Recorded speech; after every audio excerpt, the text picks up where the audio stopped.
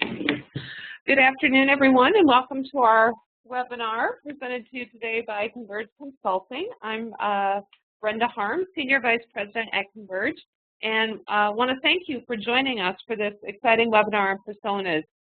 You know, as a company, when you have one of your all-time highest registration rates for a webinar, that you've obviously touched on the topic. That's of great importance to a lot of people right now in the higher education industry. So we are delighted to have over 130 institutions joining us this afternoon for a great conversation, hopefully, in relationship to personas and how to leverage personas and use personas as you do your marketing as well as your recruitment efforts and really look to boost your enrollment. Just a couple of housekeeping things. I will answer questions at the end of the presentation to make sure the examples are at the end, and I know that's kind of a part of why people like to participate in these webinars is to see the examples. So I've got the examples towards the end, and I definitely want to get to them during our designated time together today. So I'll answer questions once we get through the examples, and if for some reason I don't have a chance to get to your question, please don't hesitate to email me directly at convergeconsulting.org. That's Brenda at convergeconsulting.org. Or go ahead and submit your question here within the webinar format, and Becky will share those with me when we're done, and I'll get back with you. So just kind of giving ourselves a little extra minute here, and we'll go ahead and dive in to the content. One of the things that's very difficult within an industry like higher education is because we live and breathe and work right around our students or our consumers, or dare I even say customers, every single day, we begin to develop a real sense that we know them, we know who they are, we know everything about them. And in reality, rarely do we stop and take the time and really look at our student audience carefully. So as we were thinking about this webinar and as we think about personas, one of the elements that we really like to help schools to take a look at is really get into the details of who your students are. Sorry, I'm having just a moment here. There we go. So as we dive in today, we're going to cover a couple of different areas here. First, I'm going to spend just a few minutes discussing what personas are and providing some definition, how they're used within the efforts to segment your marketing, as well as within the context of your recruitment. And then we're going to spend a few minutes really discussing how to develop a persona, who to involve in the process, and some of the key elements to include within the context of that process. Because there are some pieces, some best practices, if you will, around persona development that we want to make sure to share. And then, like I said, we have quite a few examples at the end. We have been fortunate to develop some personas for different institutions, and I want to share some of those with you, as well as how those personas and some of the work that's been done on those personas has fed additional marketing efforts. So with that in mind, let's go ahead and kind of dive into our content here. First, the definition. I think there's the business definition of personas, and then there's the definition of personas that we in higher education kind of have to translate the language into. But personas, when you think of the rest of the business community, personas are typically described as fictional characters created to represent the different user types that might use a site, interact with a brand, or a product in a similar way. When we pull that through the higher education lens, personas are really fictional students who our programs attract. So who are the types of students who are engaged with our institution and taking a look at them at a more granular level. We know as we move into this next upcoming academic year, the need to segment our marketing and recruiting efforts is much more top of mind than it really ever has been before. The marketplace within the industry of higher education has gotten extraordinarily competitive. And I'm laughingly saying right now, although I'm desperate to find the school who doesn't feel this way, I think, but every single school that I think our company is working with right now has a single mandate moving into 2014, 2015, and that's growth. And so as we think about that increased competition for our student population, whether this is traditional undergraduate, an adult student, a graduate student, there is that increased competition, and market segmentation is going to be one of the ways that people work to get there. We also know that there are certain competitions within institutions for a certain type of student. For some institutions, if we want more students at a GPA of X or higher, or at an ACT or SAT score of X or higher, but those are usually highly sought after types of students within our industry. We also know as schools look to differentiate their student body and their student population, that's also a segment or a type, if you will, of student that will take some different types of marketing and recruitment efforts.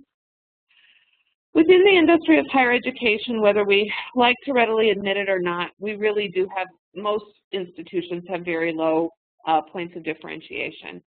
It's difficult at most institutions to truly look at an academic program or even an entire institution as being much different than some of your competitors down the street, and that hurts us as we try to market ourselves. We also know that segmenting marketing has become critical because students are now consumers of higher education, and yes, customers of higher education. And what's interesting is that the bar has been set in relationship to the personalization of marketing outside of our industry.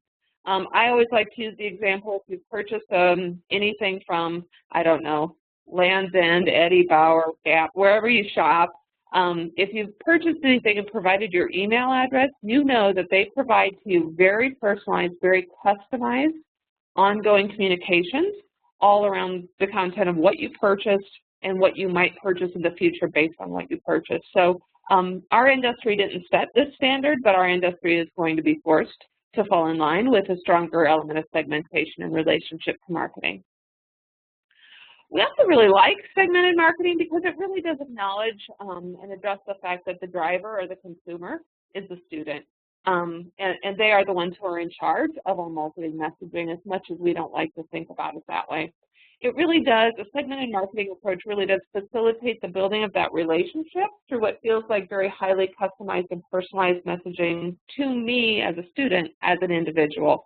So it allows us to build that relationship early. I also like segmented marketing because it really does discourage your institution from going on and on about themselves. Often in higher education, we have a bad tendency to have our half a dozen bullet points that we want to talk to you about, and regardless of if some of them apply to you or if you have much interest in any of them, you are going to hit every single one. And so I think what segmented marketing really forces us at the institutional level to do is to really say, okay, what is the single message or single two messages that matter to this consumer, and really just focus in on those areas. I think segmented marketing and the use of personas also helps you to create messaging that I call what's in it for you or what's in it for me as a student messaging. We do have to connect the dots. I've been with institutions, it seems like almost nonstop for the last several weeks, and one of the things we've talked about is, as one example, if you have small class sizes, that's great, but you have to translate what that means to me as a student. And trust me, a small class will mean a different thing to a very high quality, very high academically skilled pre-med student versus a first-generation borderline GPA to get into the institution student. And so you really have to be able to define that small class and the benefit of the small class to those individuals. I also think segmented marketing forces the institution to say less by focusing on what's important to the specific student type. We all know and are all guilty in marketing of trying to say way too much. It also really allows us to talk with them, with our students, rather than instead of, if you will, at them. So content marketing in a nutshell is based on the audience's interests. What we have that we believe is important to them, and then how we're going to communicate that, and really primarily that.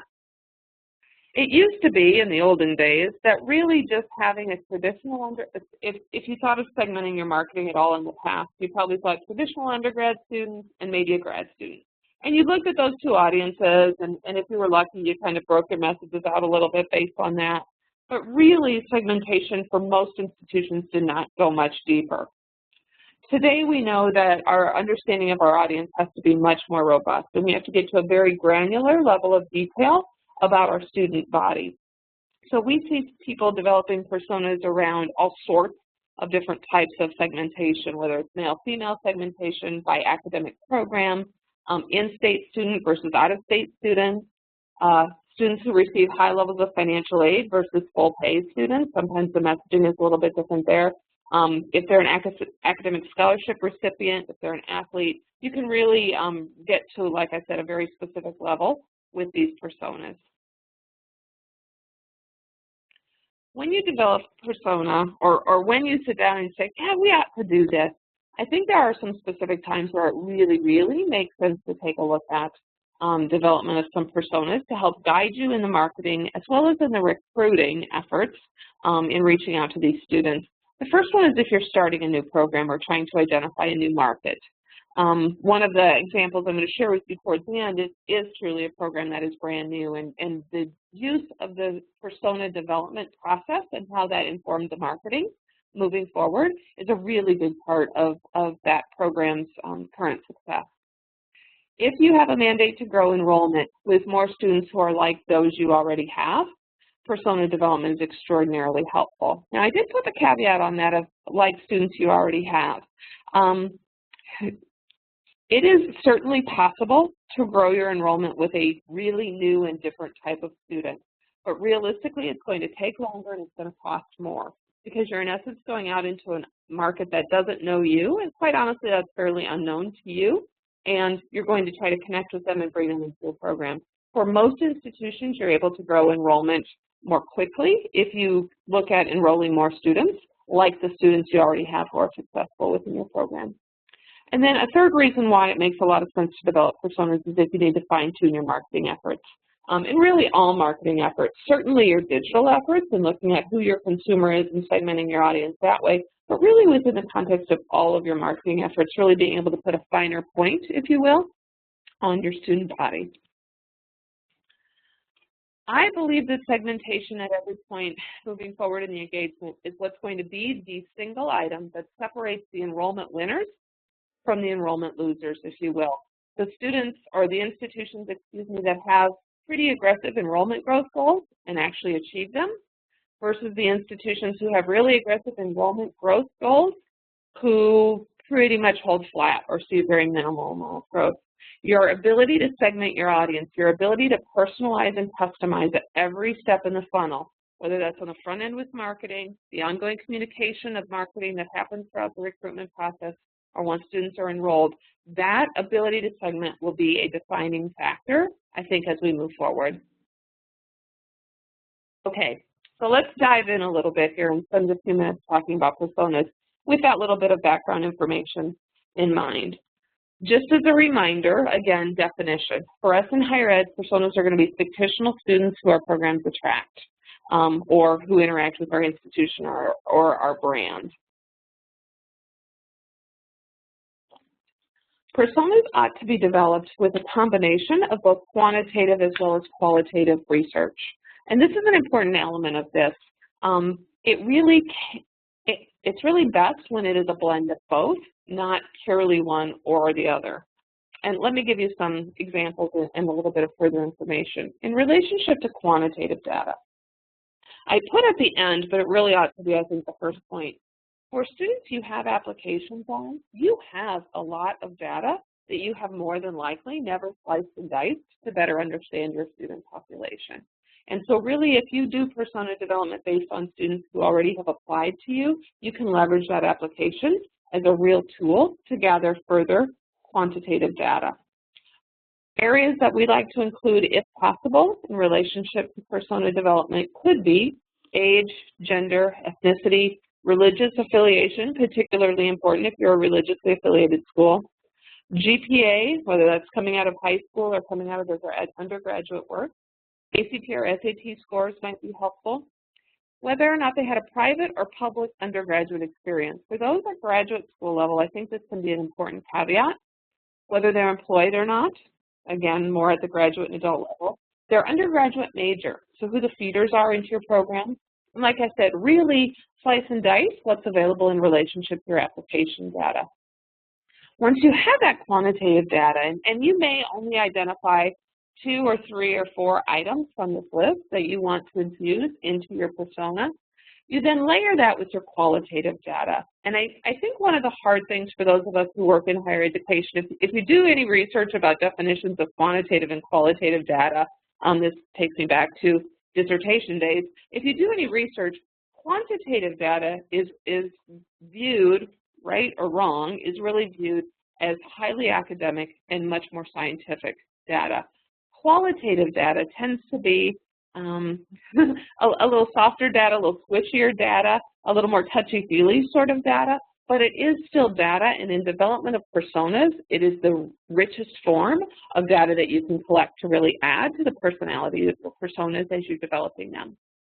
When you're conducting qualitative research, keep in mind, often done through conversations, focus groups, small groups seem to be a very common way to collect qualitative data.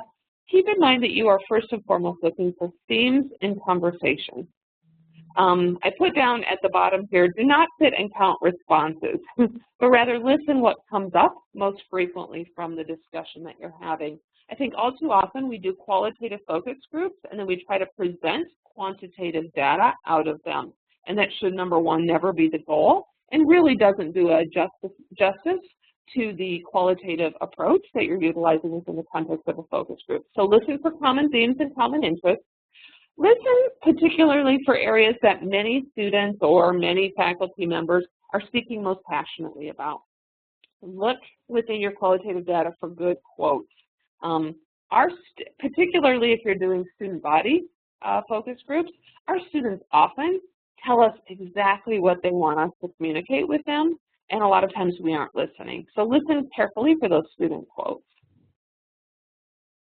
When we think about developing personas on campus, it really does take a group of people, and I want to be very clear about this.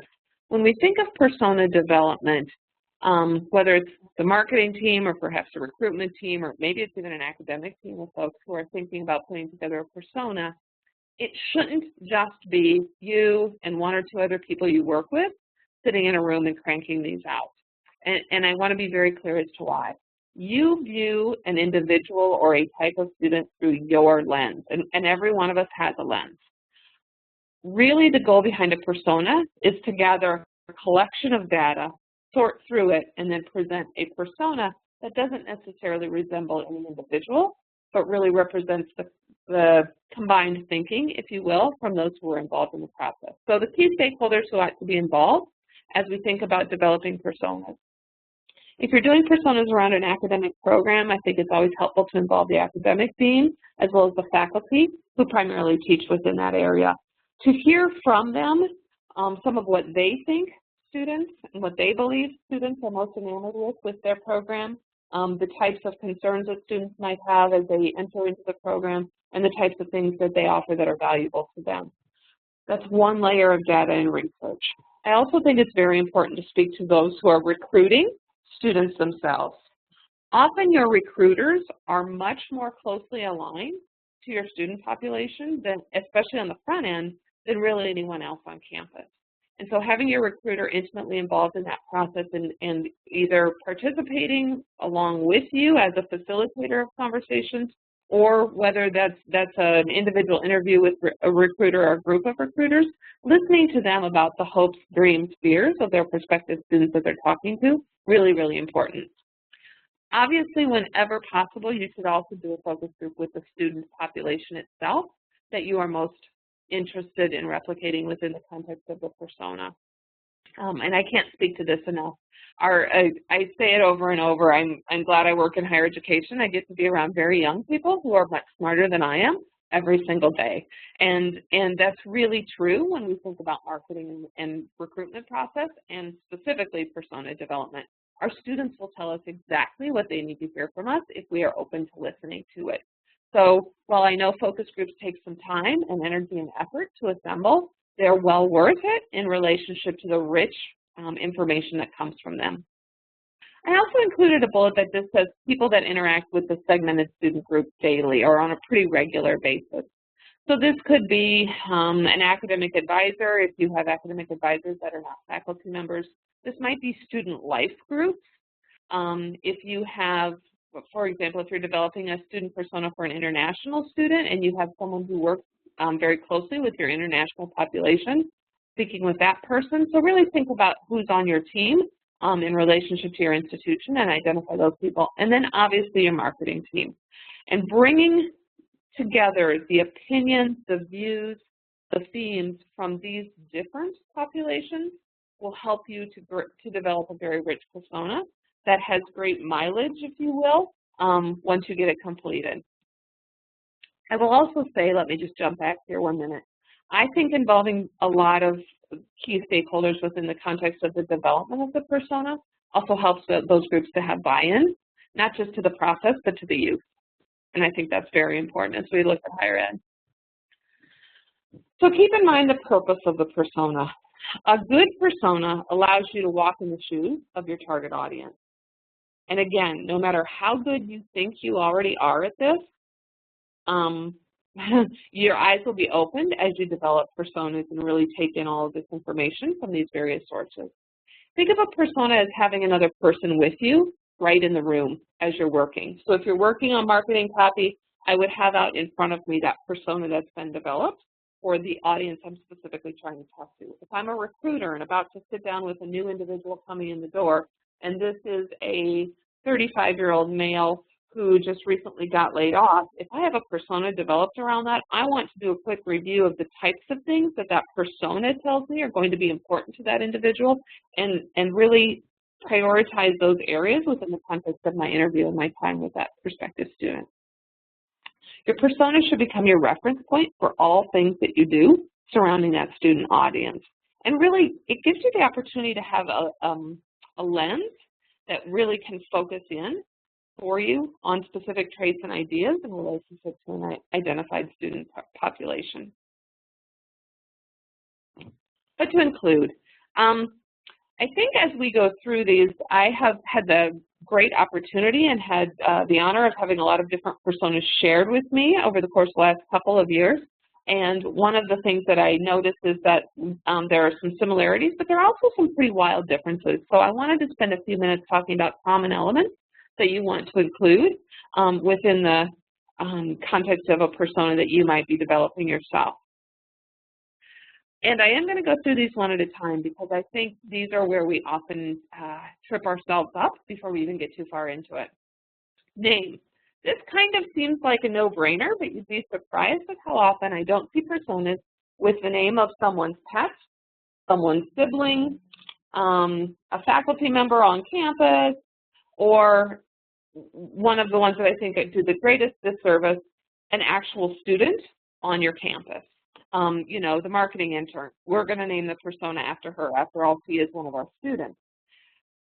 You really actually want to come up with something that's original and unique and that doesn't conjure up any sort of mental image around an actual human being. If I name, let's pick Marilyn Monroe. If I pick my persona and identify her as Marilyn Monroe, automatically when I said that name, probably everyone who's tuned into this webinar came up with something in their mind of a predisposed belief about that individual. You don't want that within the context of your persona. So when you think of names, think of something unique so that you can think of them as an individual. You also want an image, and this is really important as well. You want a physical face that you can put with this name, and that is the person that you will start to think of as you start to do marketing development for this individual. So get an image and make sure that it's an image that really does reflect both the data as well as some of the other information that you've gathered from a qualitative perspective for that individual. I think age is very important. If you're thinking of traditional undergraduate students, you probably have a pretty clear idea on who that age is, but let me tell you where it gets a little bit mucky. Transfer students. At some institutions I work with, transfer students are 95% of the time 19-year-olds. At other institutions that I work with, transfer students, because of the nature of where they are and what's going on within their community that they serve, transfer students are 24 or 25. They've been working for 2 or 3 years and doing their associate's degree at the local community college on a very part-time basis. Those two students could very well be and present very different backgrounds and stories, and thus very different personas. If you think of graduate students, I think we often bucket graduate students just into one grouping. And in reality, most of us have graduate students who have a couple of different age spans. So think of a 45-year-old graduate student versus a 26-year-old graduate student and the experiences that they bring. very different, and so having that number associated with the persona, I think, is extremely helpful. And just, again, painting that mental picture of what that person is like. Qualities and traits. Find out a little bit about them. Paint a little picture of information around them. Technical proficiency, their hometown, their job, their employment background, educational level. All of these sorts of things can be important data points to include within the context of your persona. I also think it's helpful to include their goals. What is it that they are trying to accomplish in their engagement with you, and why are they trying to accomplish it? What's their motivation? Knowing this allows you to make sure you are touching on and pressing on, if you will, the points that are going to motivate them most. What are the key messages that they most need to hear based on their individual goals? And then what questions might they have or challenges might they present? This is a bit of a supplement to what they have in relationship to goals, but these are the areas where I say if we know most of our students, and money is the easiest one here, if we know most of our students are highly cost sensitive, why aren't we putting that on the table first?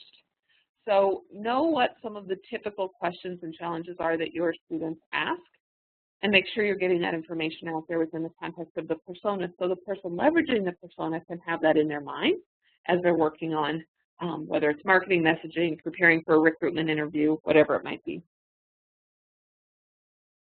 We also find tremendous value in including a quote within the context of a persona. It really, quite literally, gives a voice to that picture that you are going to be looking at.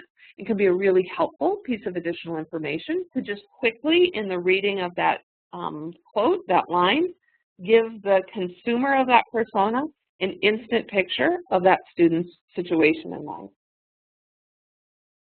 You can also obviously pull in a wide range of other information, and we encourage you to do so, but include other information that's going to be relevant to you. Backstory on their life, the things they like or don't like, their motivating factors for coming back to school, any special needs that they might have, GPA. All of those pieces of information can help to round out the puzzle of the persona.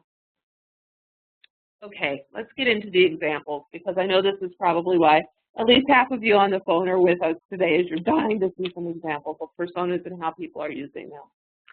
What I have for you are several different institutions that we have partnered with to develop personas for them. And I tried to present to you just a little bit about why they were going down the persona path. So in our first example, we have a single institution, but they really do serve several different types, if you will, of students. They have quite a diversified student body, and so really wanting to be able to segment a little bit based on type. So as most institutions have, the traditional freshman, the incoming freshman, 18-year-old kid, Creighton, for those of you who don't know, is in Omaha. He is from Des Moines, so right down the road, if you will, and really has an interest in wanting to go to college, knows he wants to go to college, but he's a bit uncertain in relationship to what degree. It's funny, I was with an institution earlier this week that talked about that giant undecided pool, and this is our incoming freshman. This is our young man here. We have listed here some of his goals, as well as behavior and habits. So different types of things that when a person reads can quickly draw that mental picture. Senior class vice president, captain of the high school baseball team, very social young man, makes friends easily, those sorts of things. We've also, because he's a traditional incoming freshman, we identified influencers. Who is going to be the one that has some influence over him, and who do we have to have in mind there? And then what important information or key points are going to be really critical for this particular student? So sense of community is going to be important. Greek life and campus activities we're definitely going to want to touch on. Opportunities to be mentored or tutored if needed, those sorts of things. So again, just really painting that picture of that typical incoming freshman. Another student that Creighton sees often is what we call the track changer. This is a student who perhaps started with one major. I'm sure none of you have these young people at your school. They start with one major, and then midstream they switch over into a different program.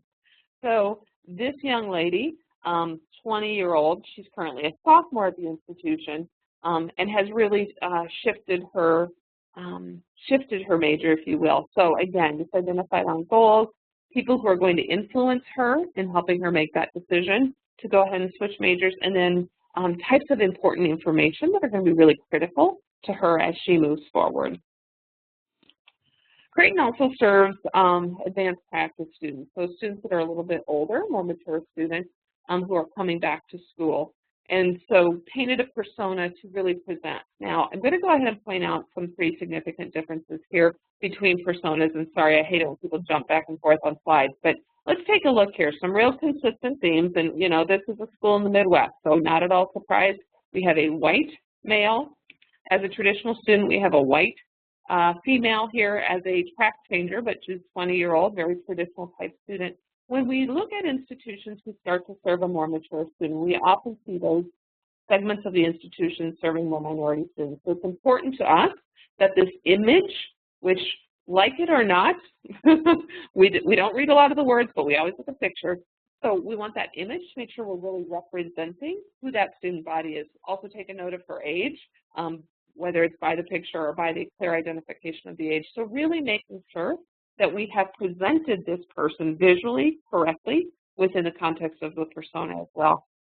Her goals obviously are going to be quite a bit different, and the key information that she's going to want out of Creighton is going to be very, very different. And so really putting that in a very short, punchy, bulleted list so that as a person sits down, whether it's writing some marketing messaging, speaking up the website, or a recruiter is about to sit down, can really take a quick look here and get a sense of what types of information need to be included. I like the next two because I think it really highlights the differences. So Creighton has a Bachelor's of Science in Nursing program that attracts both traditional as well as an accelerated student. So the traditional student, 18-year-old, fresh-faced young lady, and really brings to the conversation a lot of the very typical types of things that we see our traditional student population curious about. If you look down under key information, things to do in Omaha, nursing organizations and activities that you might get involved in, first-year course schedule, very traditional student-minded. When you compare this persona with the persona of the accelerated student, you're seeing somebody who's just a little bit older, 27, probably, perhaps in this case with Creighton students from outside the area who's moved to the area for a job but now needs to continue their education. Look at the key information and look at the differences here. Cost of attendance, tuition, and financial aid. How fast can I get through it? Why this institution? And then the basics, the forms, the information, the deadline. This is a real picture of a traditional adult, or of a typical adult student, and really that same exact academic program, but a very different. So this is a great example of, yes, we're promoting a single academic program, but we have two very distinctly different types of students who consume this program. Okay, let's move on. This is, I think, a very interesting case study. These are three personas that we developed for a law school. And I think for a lot of institutions, when they think law school, they think lawyers, and that feels big and broad and sweeping, and to some degree it is. But within law schools, there are often areas of specialization, and within those areas of specialization, you find very distinctly different types of students. So this particular law school's big challenge was that they wanted to recruit more students from within their local geography, but really wanted to be able to increase their enrollment. And as we mapped their data for them, and we took their current student body, and they did not currently have a lot of students, but as we took their current student body in law school and really mapped where their students were coming from, one of the things that we found that I think was even quite surprising to the institution was that all of their student body came from within 3 counties in Florida. They were not reaching as far as they had thought they probably were. They got applicants from broader areas and those sorts of things, but really they were specifically pulling students out of 3 counties. So let's take a look at the 3 areas of specialization. The Master of Health law student really wants to look and has a different type, if you will, of priorities in relationship to the institution. The average age for these health law students was 43, and they were 98% female, highly, highly female. They had a household income of $50,000 to $125,000, 40% fell into that bucket, and 65% of them owned their own home. I should probably make a quick note here that when developing these specific personas, we actually bumped their student data, their name, address, up against some Experian data to better understand a little bit more about their life circumstances. And then in this particular case, besides the image and some of these strong quantitative data points, we also included a bit of qualitative narrative, boy, that's a tongue twister, on the side here to really allow, if you will, almost a conversation with this prospective student. So this is health law. Then we shifted to the employment law students. So think back here, our health law students, 43, our employment law students, just a hair younger, 42, but only 86% of this population is female, so we're seeing a few more men show up in here. 62% of this group fell in that $50,000 to $125,000 household income range. 56% own their own homes. And so we talked quite a bit about, and again, because what the data quickly uncovered was that this was quite predominant in the females, particularly in health law and a bit so in employment law, really that notion of busy life and all of the things that you juggle. And if you think about a 42-year-old woman just returning to law school, you often are thinking, not always, but often are thinking of someone who is probably partnered and somebody who probably perhaps at least has children. Educational law is where things shifted a bit more from an age perspective. Remember 43 and 42 on the previous. In Masters of Education, or excuse me, Masters of Educational Law, we saw that the average age went down to 36. Still predominantly female with 91% female, but we saw a chunk of these folks, 38% with that $50,000 to $100,000 salary. A lot of times what we discovered as we talked with these students was that many of them had actually had work in the educational system. 57% were homeowners. So within this law school, we see these three very different segmented audiences, and so the personas really help them to customize their messaging towards these specific groups. One of the challenges that I know a number of institutions have is that they have multiple campus locations, and so we definitely wanted to show an example of an institution we had worked with that had exactly that, these multiple physical campus locations. They also had an online program, so a virtual program, and they wanted one picture of what their alumni looked like. So just wanting to share a little bit of that information with you. The Chicago School of Professional Psychology Chicago campus is 80% female. Their average age is 28. Age range 21 to 66. The average age 28 years old.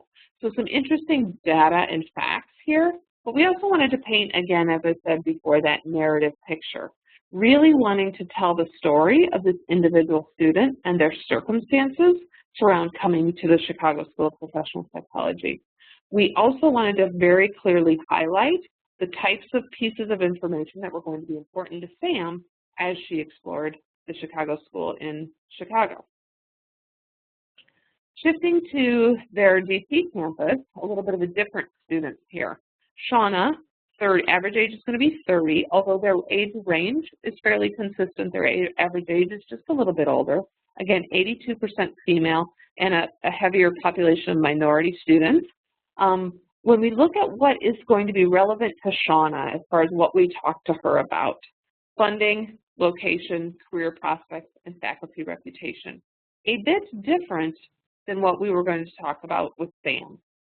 Funding and faculty reputation fall in there, but also career prospects and location play a heavy role. And then out in California, we have Rosa, who's going to be average age of 34, 80% female population in this program out in California. And again, location, faculty reputation, funding, and internships are going to be the types of things that are most relevant to her. Because Rosa is a little bit of an older student, obviously that notion of being a parent is more than likely at play, and so wanting to be sure that we include information around that as well, and then the minority group represented here. So differences based on location. We also wanted to take a look at their online students, and I think this is interesting. Despite, we do have a male, so we do have Michael as the image for this particular persona. They are still 78% female at the Chicago School Online, but it was the one area where there were a few more men, so we didn't want to completely leave the guys out of the mix. Michael, and for those who are consuming their degree online, are more likely to be involved in their master's level programs, not their PsyD or PhD programs like the other three personas were. We also see that the average age jumps up here just a little bit, 35 years old. So cost, time commitment, programs that are available and accredited, that's still a question that we often have to answer with online institutions, and then the financial piece as well. The length of program here for this online student became much more important than the other. And if you think about it at a master's degree, that kind of makes sense. And then we wanted to paint one picture of alumni, really what alumni were interested in, what alumni needed and wanted from the institution. So highlighting some bullets of what was going to be most critical for them to communicate with their alums, whether it's how they could get more involved, how they could stay connected to the school through the alumni network, how they could network for professional reasons within the context of the Chicago Schools Alumni Network, and then the narrative as well. One of the institutions that we've recently done some work with is the University of St. Thomas, and they really wanted to dig into their MBA program a little bit more carefully to better understand their various students at different phases within the context of the funnel. So this is a great example of an institution where we tried to bring together both the quantitative as well as the qualitative research to really tell the story of this particular program. So in this case, we have Elizabeth, and for the University of St. Thomas, for their MBA, 51%, and this was inquiries, so we had to dig this data out of experience, which is why you will see that the male-female ratio doesn't add up to 100%. We did have a population there of unknowns, but they do have a pretty high percentage of students who have application or who have interest who are female. So we included this persona and identified their inquirer as a female. Elizabeth's goals are to get an MBA and really wanting to move up within her family business, her family company. We see that and know from having spent time with the University of St. Thomas that they have a very ethnically diverse population at the institution, so wanting this image to reflect a more Hispanic-looking individual for the context of this persona. And a little story about Elizabeth. Within the context of this persona, we also included some information that I like to see represented. And again, this is based on the qualitative data. This is the stories that students talked to me about when I was on campus. But we gave the institutions she attended before, as well as the GPA. And those were from the qualitative pieces of things.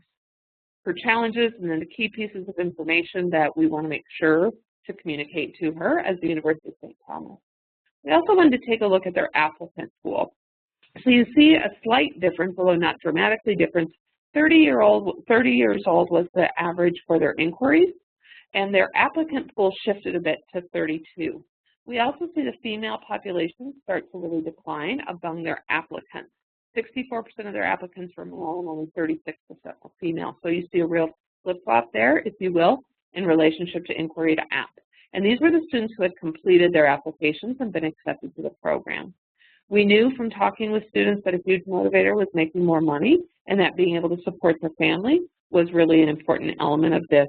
So obviously, key information to communicate with this student: tuition and financial aid, career advancement opportunities. The small classes were going to be a piece of this as well, in great part because we identified that this student went to a small, private, religiously affiliated institution for his undergraduate work, and then obviously strong faculty relationships. I also wanted to take a look at the enrolled students here and who was the typical University of St. Thomas Houston enrolled student. So John, 30 years old, really interested in becoming more of a leader in his company. Perhaps he's getting a little financial assistance from his industry. But John is one of those individuals who has gotten a long way in life, yes, based on his intellect, but also on his personality. And so Don was very interested in those strong faculty relationships, how difficult classes were going to be, how much personal attention he was going to receive in the classroom. And you see that spelled out here within the context of their matriculated student group. One of the things that we found interesting, that I found interesting as we did this and looked specifically at the data, and this is the quantitative part of this, is that this is really an MBA program that's almost a 50-50 split between males and females. And you don't see that in every MBA program. So an interesting piece.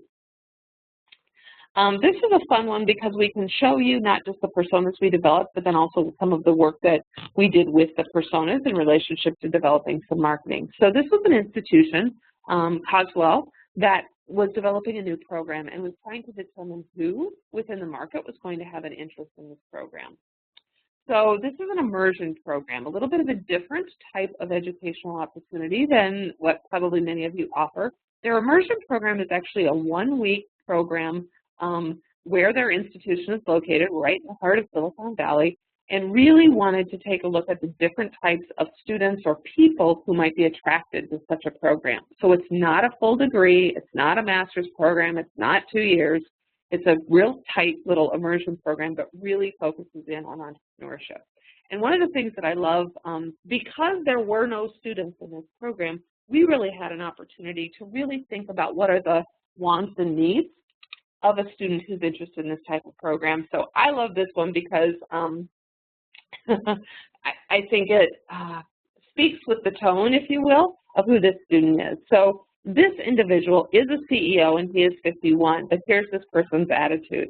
We need to outrun change, and another executive retreat in Orlando is not going to move the needle.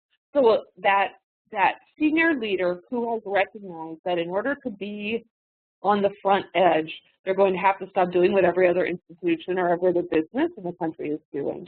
So we took a look at what this individual's goals would be, as well as some of the challenges and pain points, common objections that they might face. Doesn't have the time. Think about this guy. He's a company CEO. I can't do this. I don't have the time. Needs to understand ROI, a more sophisticated consumer. And then some of the behaviors and habits that this particular individual might display. Obviously going to be utilizing LinkedIn, excuse me, pretty progressively. Some of his reading habits, his technology habits. He's a golfer, belongs to the country club. He's that guy. And so then in developing messaging specifically for this guy, this 51-year-old guy, we took that persona and leveraged it as we started developing landing pages for a paid media ad that Cogswell was doing.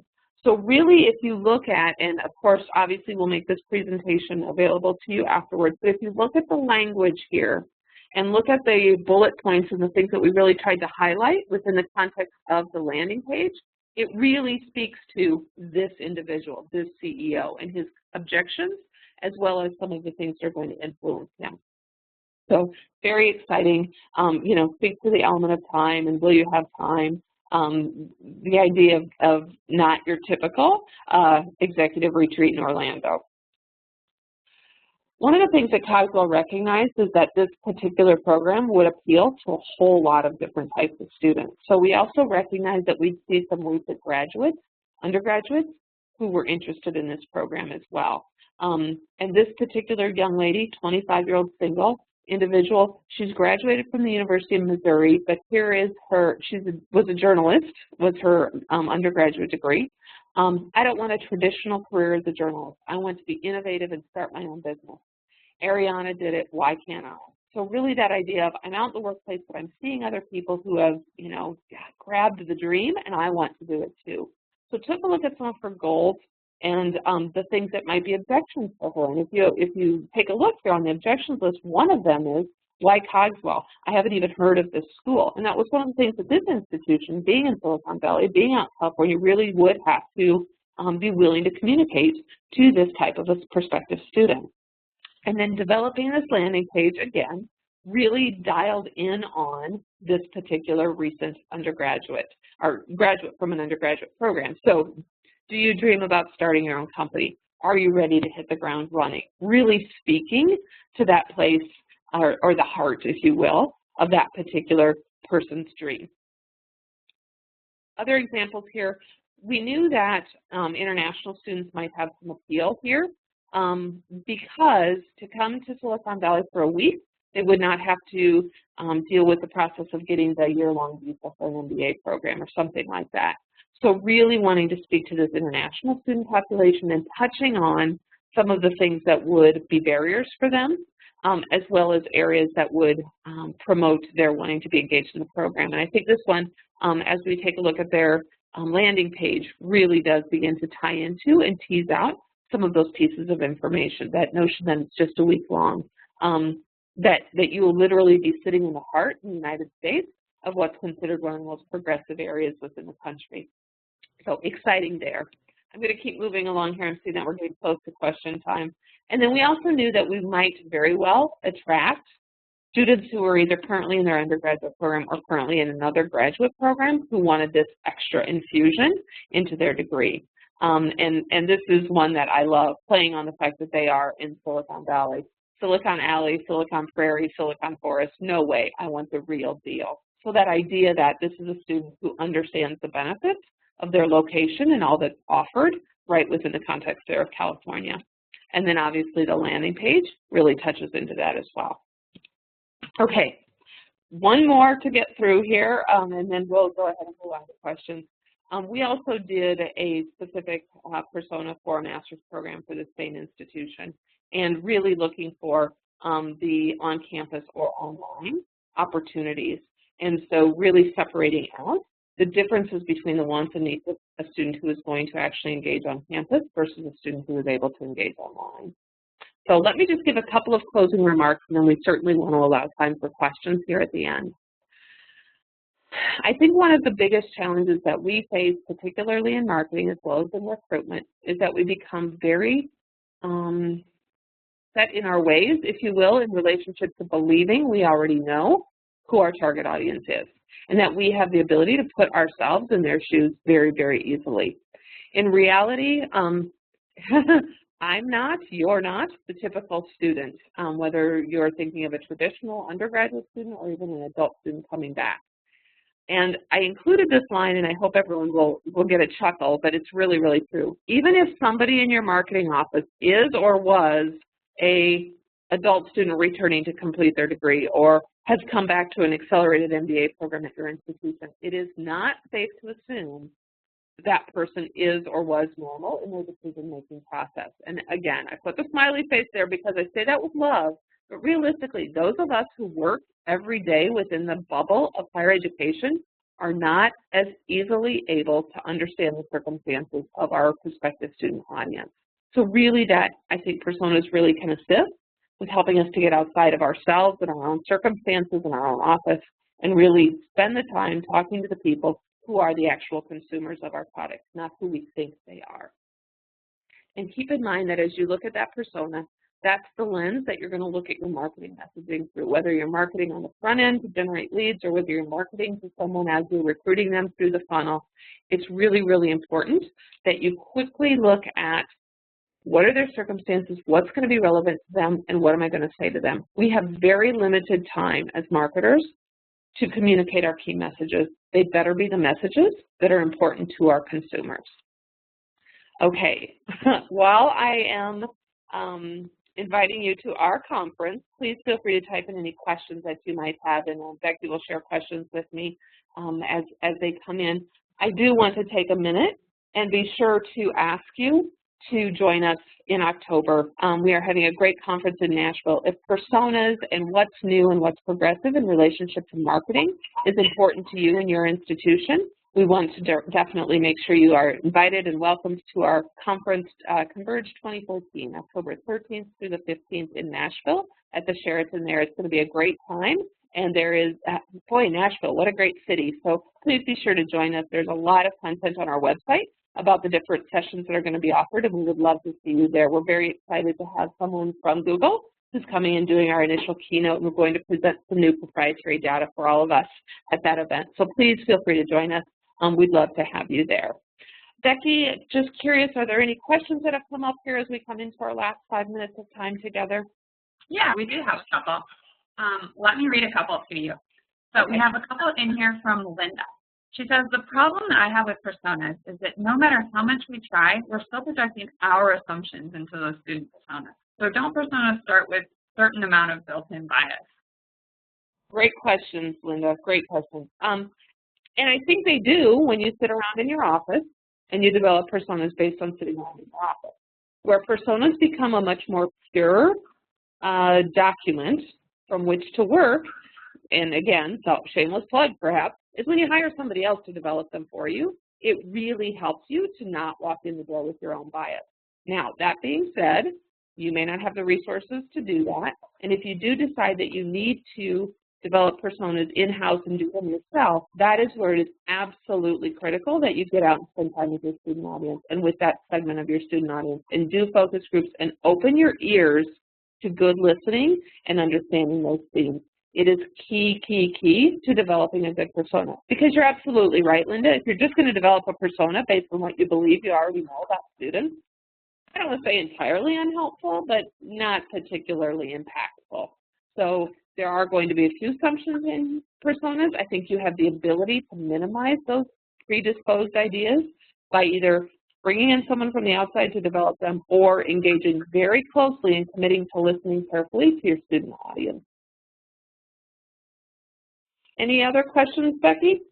Yeah, got a couple more actually. So the next question, can you have too many personas? How much did you have to start with? Sorry, I needed a little sip of water. It's a great question. And without a doubt, you can easily go fairly crazy in developing personas. I guess, though, this is what I would say. I think it's really important to honestly look at your student population and segment in ways that matter, that you're going to be able to do something with the information. So you could develop 100 student personas based on every tiny, teeny little segment of your traditional undergraduate audience. But in reality, are you going to develop individual communication flows and those sorts of things for everyone? Probably not. What you do, or what you might have the ability is, and I'm just pulling some examples, I'm not saying these are the best ones, but an in-state student versus an out-of-state student, very different message. If you truly are recruiting students from out of state, you're going to have to answer different types of questions, without a doubt. So develop a pool, and that's just one example. Develop a pool of what you really need and are going to be able to use in relationship to personas. So can there be negatives, just like with anything? Absolutely. You can go completely off the deep end and you end up spending, the next year developing 200 different personas and you use none of them. Develop a small handful of personas. Develop 3 or 4 or 5 personas and just make sure you're utilizing them, and that would be the key.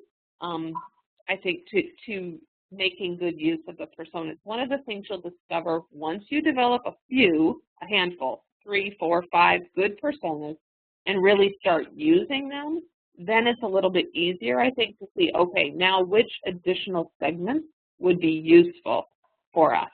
You don't need a persona for every academic program at your institution. You need a persona for the 3 or 4 academic programs that you know you have the ability to grow and you have bandwidth internally to house more students within. It's really that practical. Other questions, Becky? Yep. Here's another one. Are the personas that we saw today actually used for direct marketing to prospective students, or are they only used as indirect marketing tools for internal folks to use to attract students? Sure, great question. So some schools leverage personas. You can see some personas within the context of institutional websites, and you see, I'm actually quite excited about an engagement I'm discussing with a school right now about helping students to self-select into a specific persona bucket. And it's something they want to do within the context of their website. To be determined. We're still in discussion about it, but I think it's really exciting. You see this a lot with different industries' websites. You see where you go into, whether it's a clothing, let's just do clothing because that's easy, and you identify, are you interested in male, female, do you want skirts or shoes or blouses, what are you interested in looking for, and then they pull for you literally the information that's relevant to you so that you're not looking through the whole catalog, but just looking at the shoes. And so one of the ways that we see schools, hopefully in the future, being able to use personas is helping students to self-select in about the types of things that will be interesting to them. So yes, you see the data being used that way. Also, when you're developing new marketing messaging, the personas and the landing pages that you saw for Cogswell, those landing pages came directly out of the work that was done on those personas. So making sure that the landing pages spoke specifically, as well as the ad copy for the paid media ads that we did, also spoke specifically to the types of things that were most important to those different student segments. So they're not just an internal tool. But I will say this, you're also not ever in their purest form going to put them out and say, well, tell me what kind of student you are, and then I'll talk to you about that. That's obviously not the point of the exercise. The exercise is for us to get better at identifying our student audience and then innately knowing based on, okay, this is an out-of-state student, so I know I'm going to have to talk about distance from home the fact that they've never heard of our school much more readily than I am if this is a student from within town. So it's that sort of thing, and being able to quickly respond to different students' needs. Great. Becky, time for one more question? I think we're coming up on our last minute. Okay, let's see. Here's one I think that will hit home with a lot of people. So how do you convince your admissions office the value of personas? For example, we tell them that we'd like to do this exercise with them, and their reply is, we don't need to make up students. We know our students. Yeah, we're out there in the field with those real students every day. How did I know? So this is hard, right? Because sometimes our biggest critics and cynics can be our own internal folks, and that really is a problem when it happens. I would say a couple of different things. I think it's important to involve your admissions folks in this process. However, if they are not on board or not interested in that part of the engagement, a couple of things. Number one, you could say to them, we're not developing these necessarily to help you, we're trying to develop these to help us in marketing. That's a first step to go. I will also tell you that once marketing has a better understanding of the student, you can then communicate to faculty members who have become more and more important in the recruiting process for a number of different types of academic programs, some of the key points that they might want to touch on as they're talking to students. If your institution does open houses or those sorts of things, what are the highlights that you should be talking about based on that feedback? I'm sorry your admissions team is a little cynical to the process. I will tell you that I often find admissions teams are the ones who most have their eyes open by the coming together of the quantitative with the qualitative data. We get real locked in believing we know who our students are, and the data often tells a slightly different story than that. So I would say pursue the idea, develop one or two if you have to without the benefit of feedback from the admissions, and then take them to them just to make sure and say, hey, these were the data points. We know you know the narrative stuff about your students, but these were some of the data points that we wanted to make sure you were aware of. We don't know our students as well as we think we do in higher education. We see it over and over as an outside firm who's invited into institutions. We surprise people constantly with what we uncover. And that's part of the benefit of looking at data. It gets you out of hunch. It gets you out of your gut and into the reality of the data. With that, I do apologize. We have reached the end of our time. Becky will share any additional questions with me, and I'll be sure to get those responded to. Please keep an eye on our website either tomorrow or perhaps Monday of next week. We'll have this presentation with the audio out there and available. So maybe one other way might be to share this particular webinar with some of your folks on campus who might be a little cynical to the process, and see if you can't help them to better understand the benefits of personas. I can tell you as a company, we have really benefited as marketers when we've had the opportunity to develop personas for institutions first. So it's a great exercise, it's a fun exercise, and it's one that I think, again, is going to separate the winners from the losers in relationship to enrollment growth moving forward in the future. So thank you for joining us today. We hope that you'll consider joining us in October. Please know that the early bird rate does run out before school starts, so definitely need you to get in and get registered to join us in Nashville in October. We'd love to see you there. Thanks so much for your time today.